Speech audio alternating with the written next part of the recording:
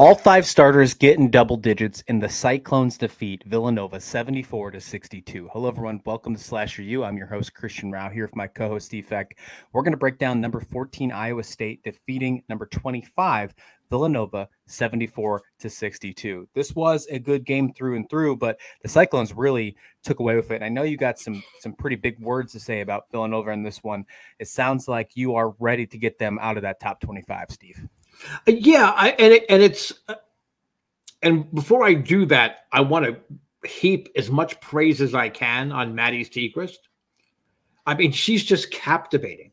She had 32 points today. She had 12 rebounds. I mean, it was really her play that chipped away at a pretty sizable first half lead. And she's the second leading scorer in the country. She was the second leading scorer in the country last year. I mean, she's just a special player, but I really do think it's a one-trick pony kind of deal for Villanova. I mean, if she has any kind of an off night, I think Villanova gets exposed. And what Iowa State was able to do in this game, they were like, okay, Siegrist, she's going to get her look, she's going to get her points, okay. But somebody else is going to have to score as well. Somebody else is going to have to beat us as well. And I don't know that Villanova has that extra piece. So for me, I think Villanova with this loss drops out of the top 25, and they're going to have to really play their way back in and show that they're more than just Maddie Siegrist. But as you pointed out, they're starting five for Iowa State. Tremendous job. Early on, it was like the trio of Ashley Jones, Lexi Donarski inside, and their point guard, Emily Ryan.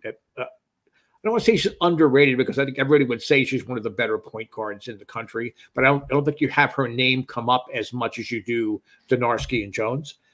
So, but there were two actually Cyclones with a double-double. You had Jones and you had Stephanie Soares. They cruised in the first half. Iowa State, there were three double-doubles. Who's the other one? Emily Ryan had a double-double, just like you said. She actually was one rebound away from a triple-double. She had 9 rebounds, 10 assists, and 16 points. She was, I thought she only had 9 assists. But that's amazing. But again, it just shows you the kind of impact that she has in that game. And Iowa State, we've talked about. I know that you're super high on Jones and Iowa State.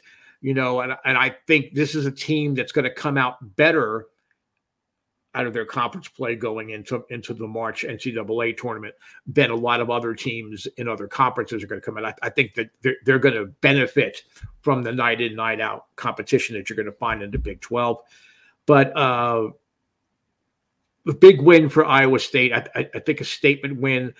Somehow they kind of get lost in the conversation sometimes because you've had some teams, we were talking off camera about Notre Dame and other teams that have really turned it on of late. But Iowa State has been consistently good, and they're starting five. Do they wear down? Well, I guess potentially they could, but it doesn't seem to be a factor. They have enough pieces off the bench where if somebody gets in foul trouble or if there is an injury or someone is a little bit tired, they need to get a breather. I think they have the pieces coming off the bench to sustain, the excellence that they have displayed so far. And when do they start, Christian, their conference play? Do they start the last week of December? Yeah, New Year's Eve, they'll play Texas Tech. They got one more non-conference game against Drake on the 22nd, and that should be a really good game. Yeah, Drake's a really tough team. But I'll be honest, with the fact that we're seeing a lot of injuries from Texas, and that's unfortunate because Texas was showing to be a really good team at the beginning of the year. I don't know if there's going to be anybody now. There are a few teams that are ranked in the top 25 in the Big 12, but I don't know if any of those teams are going to be able to run with Iowa State coming down the line, especially at the starting five, how they do. And then the bench players are really starting to take off as well. I know we see Oklahoma in the ranked position right now. I just can't see that one. Kansas is ranked. I think the only team in my mind right now that might be able to battle with Iowa State is Baylor. And I think Baylor is probably the only one in my mind that can possibly run with them in the Big 12. Let me eat my words. If that's the case, Big 12, let me know. But I just don't see it happening. I just really love what this Iowa State team has done with Ashley Jones, obviously just amazing. Soares coming in as that transfer. She's been amazing as well. I think Fritz is one of the most underrated guards in all of college basketball. I know we talked about Emily Ryan, but we didn't even talk about Fritz. I think she is one of the most underrated players. She just has one of the most amazing three-point shots in all of college basketball, in my mind. And just like you said, they took care of Villanova. And even if you do think that Villanova is a one-trick pony, they still took care of them. They held them to only 34% field goal shooting. They held them to less than 30% from three, and they shot 50% from three. They were 10 for 20. They only missed 3 free throws. They did a fantastic job playing this game. When they get to Big 12 conference play, I just don't know who's going to stop them. I really don't. I have them going all the way through, and I would not be surprised to see them as at least a 4 seed. I'm thinking more of like a 2 or 3 seed heading into the tournament. Yeah. Well, no, I agree. Yeah, I see them. I think that 2-3 seed territory, I think that's absolutely a realistic goal to shoot for, but I think that's where they're going to end up.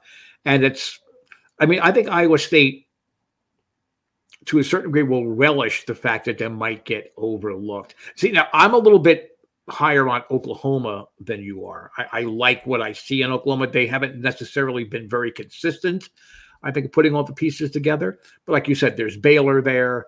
I mean, there are teams. Kansas. I did see part of a Kansas game the other night, and they're not bad. I'm like, wow, wow. They've got some interesting players on that roster. But I mean, I think for Iowa State, I think it helps them to be overlooked a little bit, get stuck into that 2 or 3 seed, because I think that gives them a little easier way deep into the tournament, into an Elite 8 spot. Let's say, I think we both agree we see them at least as an Elite 8 team. Yeah. And Midwestern women's basketball, I mean, I know that there's better teams. I mean, admittedly, there's better teams, like Connecticut or South Carolina or out on the coast. You got Stanford and UCLA, but there's something about the style of play that the schools play, in those traditional hotbeds for women's basketball. Because years ago, I mean, that's where the better, more dominant teams were year in, year out. I mean, women's basketball is as big, if not bigger, than men's basketball in states like the Dakotas or Iowa, Nebraska. I mean, it's a southern Minnesota. It's a big deal. So it's going to be fun. That Drake game is going to be fantastic. Yeah, if you have not seen Drake yet, folks, go check yourself some highlights. They are a fun team to watch, and they drive opponents crazy. Yeah, we're going to see that one Thursday, 6 o'clock Eastern time against Drake, Iowa State against Drake. That's a really good game to get ready for Big 12 play.